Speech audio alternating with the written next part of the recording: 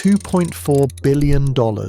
That is the size of the global vitamin D supplement market, and it climbs higher every single year.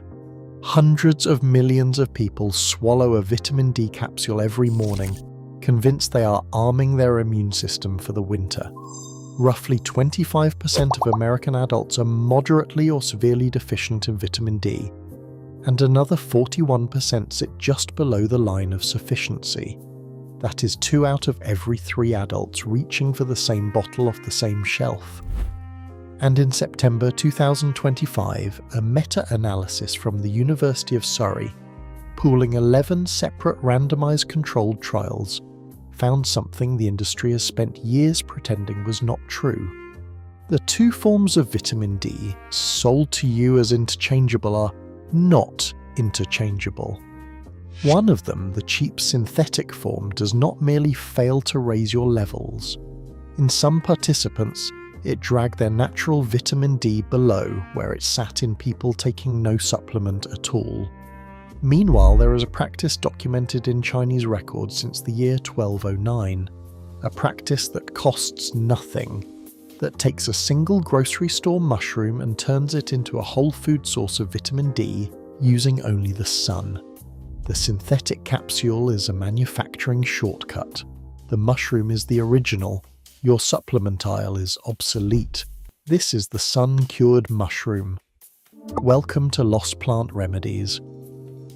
The story begins in the mountains of what is now Zhejiang province, in a county called Longquan in the year 1209.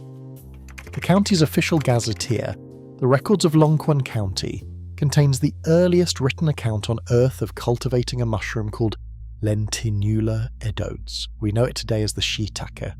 For more than 1,000 years, the people of these mountains had been growing it on the deadwood of fallen hardwood logs.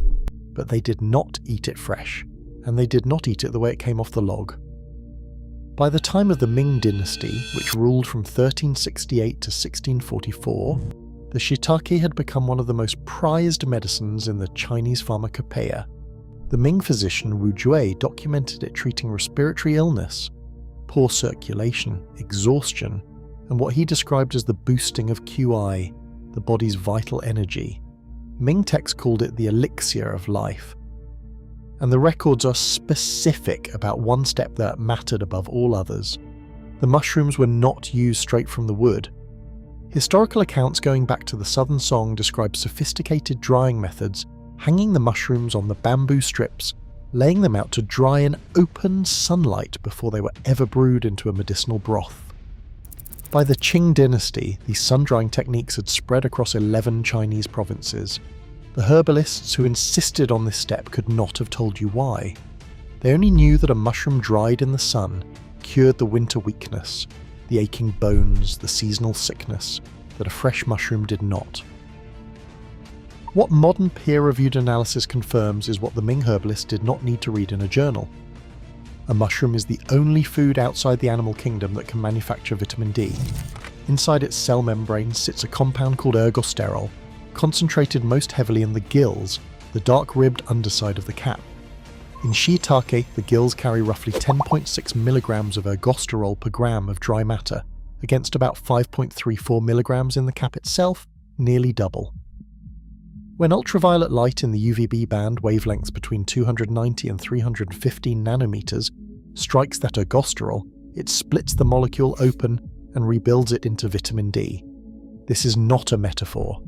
It is a physical photochemical reaction, and the mushroom keeps doing it after harvest, because the machinery is still alive inside the tissue.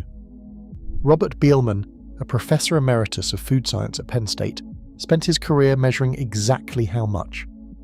His research and the work that followed it found that 15 minutes of direct summer sun can lift a 100-gram serving of mushrooms from near zero to roughly 700 to 800 international units of vitamin D.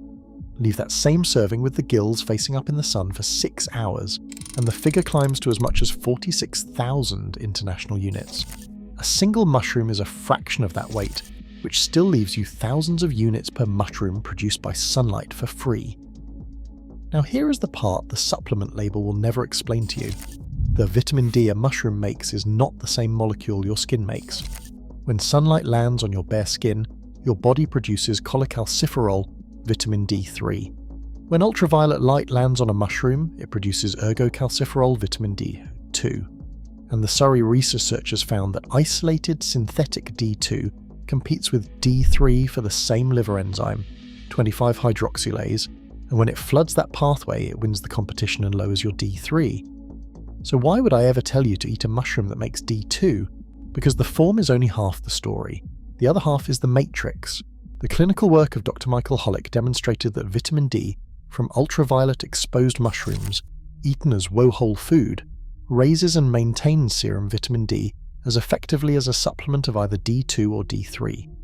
In a 12-week head-to-head trial, there was no difference between 2,000 units of a synthetic capsule and 2,000 units of ultraviolet exposed mushroom powder.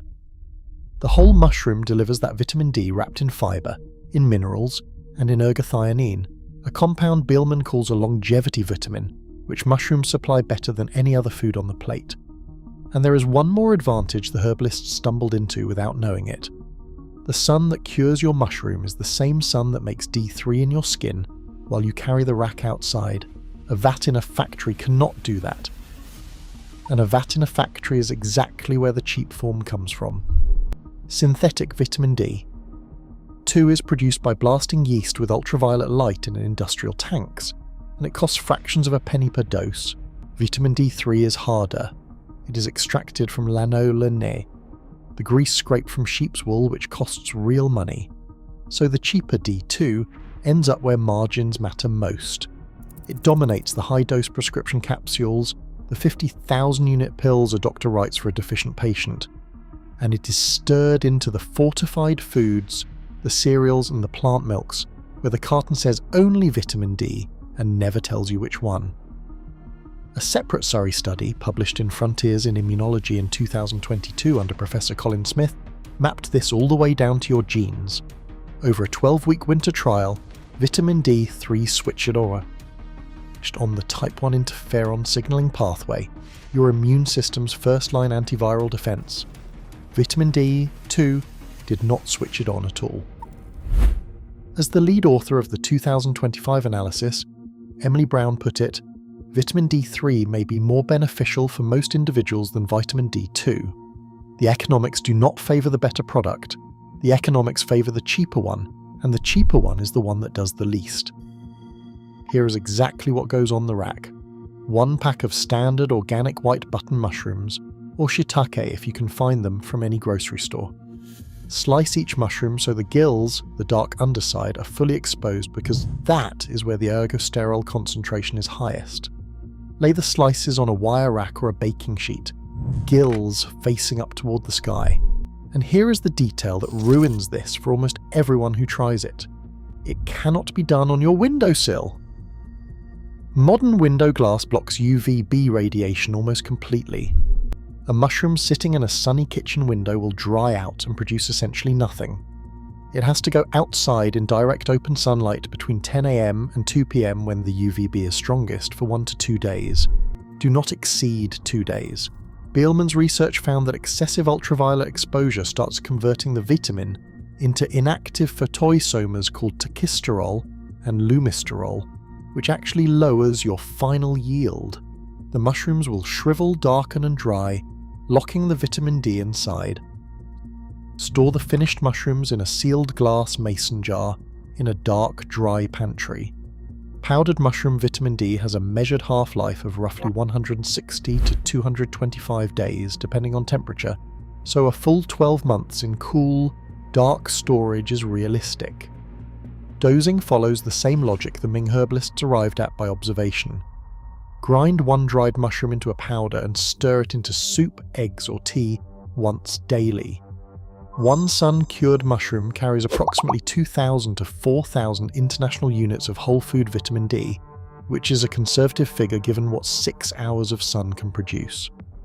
Hold yourself to 1 mushroom a day, because the tolerable upper intake level for most adults is 4,000 units, and concentrated sun-cured mushrooms can push past that quickly. A few rules that are not optional. Do not forage wild mushrooms unless you're a trained expert, because the wrong mushroom will kill you long before the vitamin D ever helps you. Use grocery store mushrooms every time.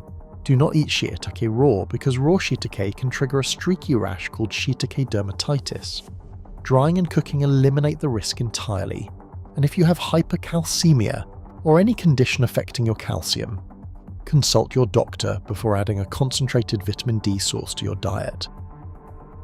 The records of Longquan County set down the cultivation in 1209. The Ming physicians called the sun-dried mushroom the elixir of life. The drying technique spread across 11 provinces and survived into the kitchens of today. And every year, a $2.4 billion vitamin D industry sells you a synthetic molecule grown in a yeast vat. The very former meta-analysis of 11 trials says can lower the vitamin you're trying to raise. The argosterol is already in the mushroom. The ultraviolet light is already in the sky. One mushroom, a wire rack, 2 days of sun, and the cost is nothing. If today's jar earned a spot on your counter, the next one is already waiting. Grab my free 5-day course, The Lost Ferment, linked in the description. 1 ferment a day, your first one finished by the weekend, no cost. See you on the next.